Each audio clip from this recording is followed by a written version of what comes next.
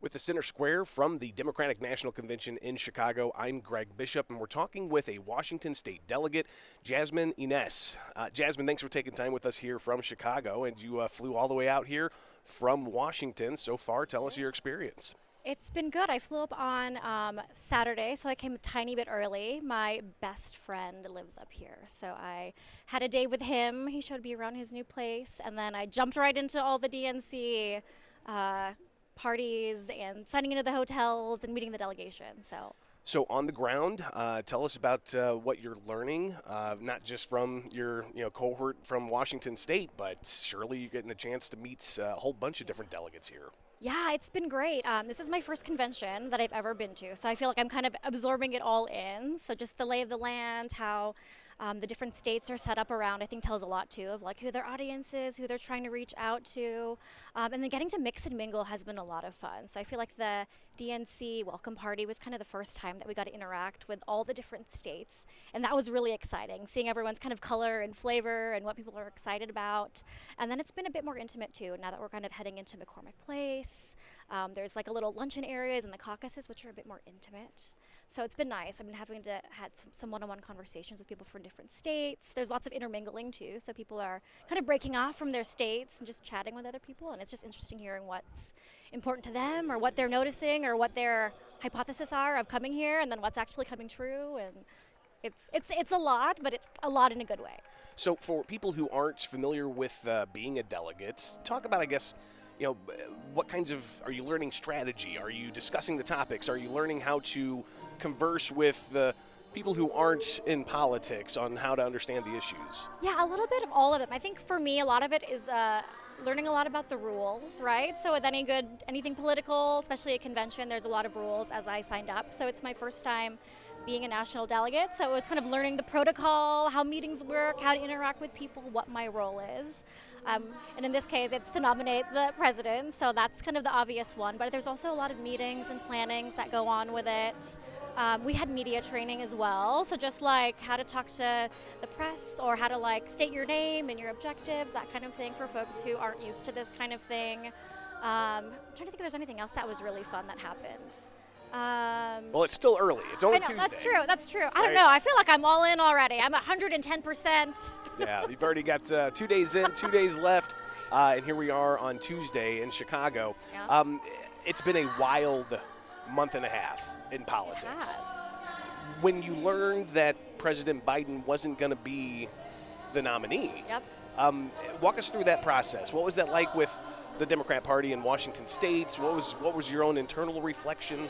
Yeah, at first I was like, is this a joke? What is going on? Because I feel like I was hearing it through like text messages, through friends, people, other delegates first, before there was an official announcement. And then the official announcement came out and everyone started texting me. So delegates, friends, people in my like legislative district, my smaller community that know that I'm more politically involved are like, hey, like what's going on? Like what do we need to know? Like what's happening next? So I think there was a lot of excitement and I think people kind of had a good guess on like the direction things were going, but I think the first 24 hours was a little clouded in mystery. Like everyone was kind of saying, let's stay a little quiet and come out like as a unified front was like the general message. So I kind of knew, I think people kind of already knew if you kind of follow the breadcrumbs on what's going on. But then when there was the big reveal, and I think everyone was very excited, very enthusiastic, and there was a lot of momentum, I think, that happened immediately after, which was really, really cool and unexpected from my point of view.